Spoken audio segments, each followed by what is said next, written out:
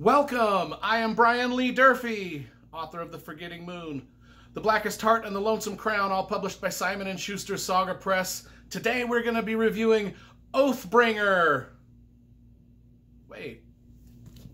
Oathbringer. Book number 3 in Brandon Sanderson's Stormlight Archives.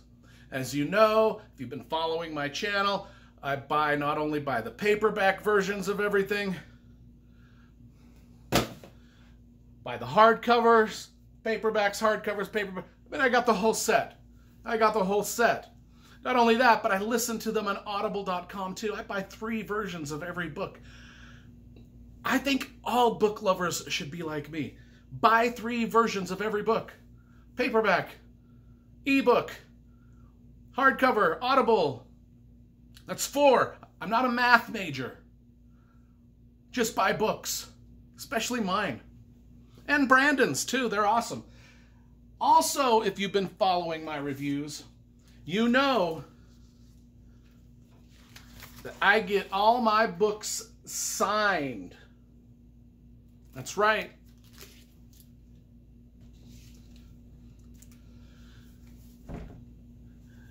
Being the slightly less famous author I am than Brandon Sanderson is. Brandon Sanderson's a mega author. I'm just slightly less famous than that. But I do get to go to Comic-Cons and I do get to sit on writing panels and writing advice panels and fantasy book panels with a lot of super famous writers like Brandon Sanderson, and I've sat on some panels with him. And I always start every Brandon Sanderson review with this little story that I have from those panels. I was at a panel at Salt Lake City Comic-Con with Brandon, and I mentioned to the audience that not only do I write fantasy books, but I also work at the Utah State Prison teaching, life skills classes, creative writing classes. I help with the libraries, all this kind of stuff. The first thing out of Brandon Sanderson's mouth was, "Can I donate some books to your prison libraries?" And I was like, heck yeah, you can. That would be awesome. I went to the guy's house. I mean, I live in Utah near Brandon. I know where he lives. I went to his house. I picked up, he donated boxes and boxes of his novels for the Utah State prisoners. Man, what a great dude. That's what I start every Brandon Sanderson review out with, just because that shows you what a cool dude he is. Not only that, but he writes super, super awesome books. I've reviewed book 1 of the Stormlight Archive. I've reviewed book 2 of the Stormlight Archive, and now we're going to do book 3, Oathbringer. Holy shit. If you've been following my reviews, another thing you'll notice, every time I try to set up props for my videos, it goes sideways. It goes ass over teapot. Anyway, we'll just set this back up like that, and we'll edit that whole part out. That almost stabbed my toe. Almost went right through my foot. Oh my gosh, let's just get to the review. Let's get to the review before the place burns down. Oh my gosh. So let's just talk about the cover art first of all. These Brandon Sanderson books have the best Michael Whelan paintings you'll ever find. I would show them up close to you just so you can see how just badass each one of them is.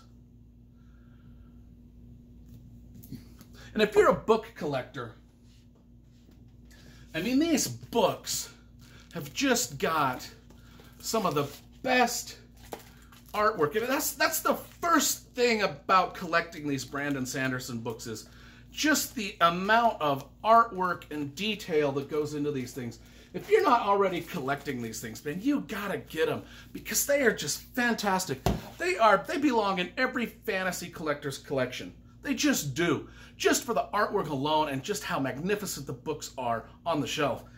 They blow you away. Blow you away. So, Oathbringer itself. I will let you go back and find my other reviews of the other 2 novels, and you can pick yourself up on it, you know, everything on that. And then we'll just talk about Oathbringer right now. Starts off where Words of Radiance left off, you know, the Parshende summoned violent Everstorms that are wreaking destruction across the land, you know, the return of the Voidbringers. There's just a lot of stuff going on. And you know, our main guy, Kaladin, he's got the thought that maybe the bad guys we're fighting aren't bad after all. Maybe they have a point to their anger. And so he's sort of like kind of wrestling with this little dilemma. And that's sort of his plot line, Kaladin's plot line going forth through the novel. I don't do spoiler reviews. I just do general plot point reviews. Just gush about novels that I love and hope to get you jazzed about them. So if I don't get into a lot of plot stuff, sorry to disappoint you, but I just won't. I just gush about the novels, tell you basic things about it, and hope you go out and buy 3 or 4 versions of each novel that I talk about. You know, so that's Kaladin's storyline.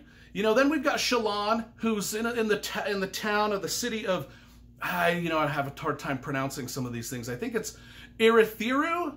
She's in it's like a tower city where the towers jut up above the storm clouds like these Everstorms. And so she's in that city researching investigating the lore of the Knights Radiant, you know, trying to figure out what's going on there. She has this awesome side plot, one of my favorite side plots of all, where she disguises herself as this girl named Vale, and you know, she starts to you know, she's got this thing where she's trying to infiltrate the Ghost Bloods, and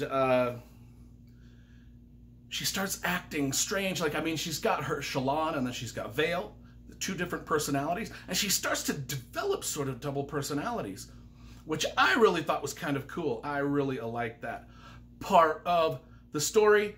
That's Shallan's part of the story. We've got Dalinar. He's on his own holy mission of, you know, he's on his own conquest of war, and he's trying to get people on his side, and he has these visions. He's still having these visions that we talked about in the other reviews. And, you know, people don't know whether to believe him or not. And he's been kind of a violent dude in the past, and so people don't really know whether to trust him a lot. So he's got a lot of work to do to gather his armies. That's his sort of plot point. And then there's also the return of some other great characters like Seth, the Assassin in White, and Jasna Kholin. That's kind of a plot. Sorry. Well, anyway, all of our favorite characters are back doing stuff. Let's just say that, okay?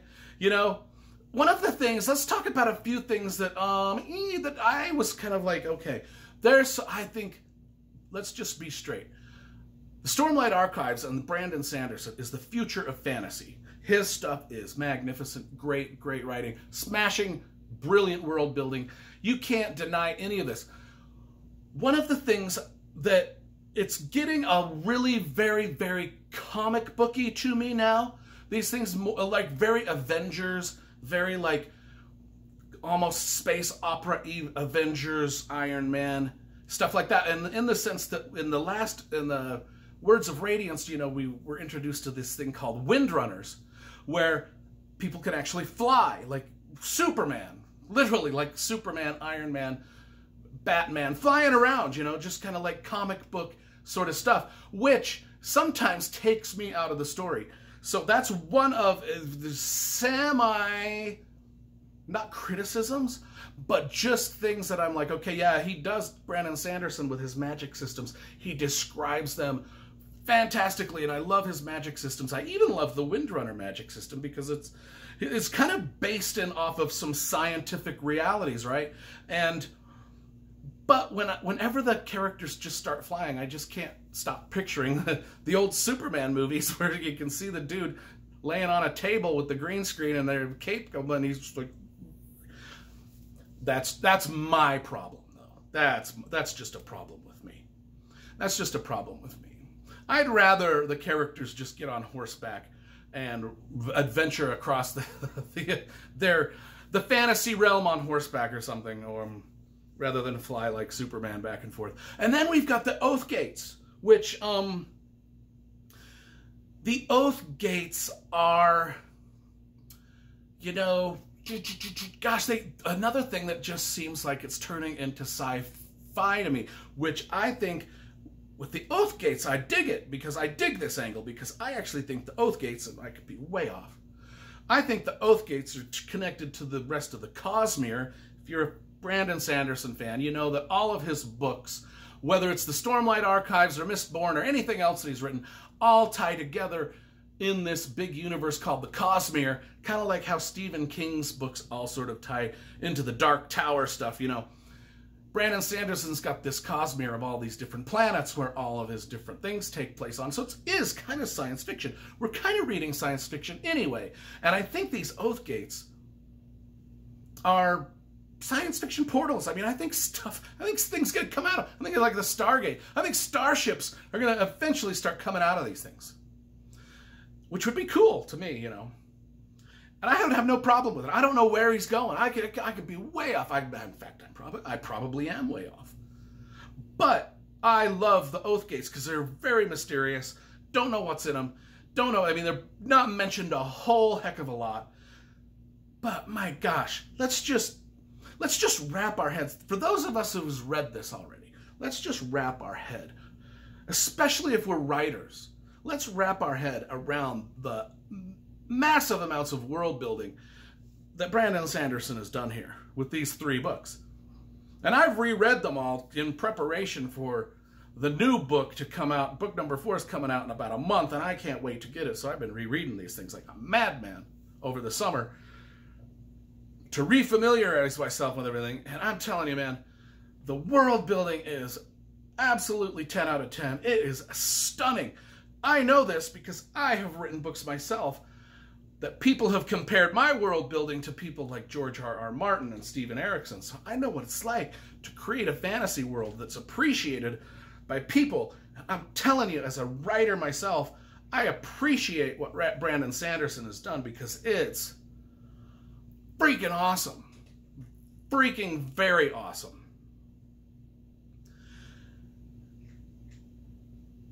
And then my favorite character, Wit. And we won't even talk much about that. We'll just say he's cool. He's a cool dude.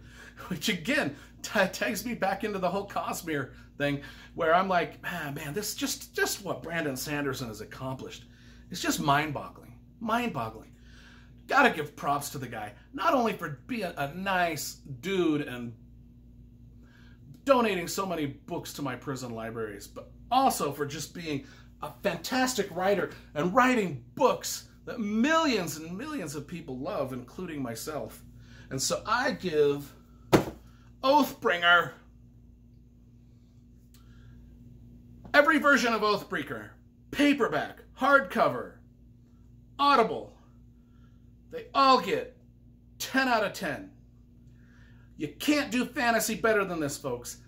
Brandon Sanderson's Stormlight Archives, it is the future of fantasy.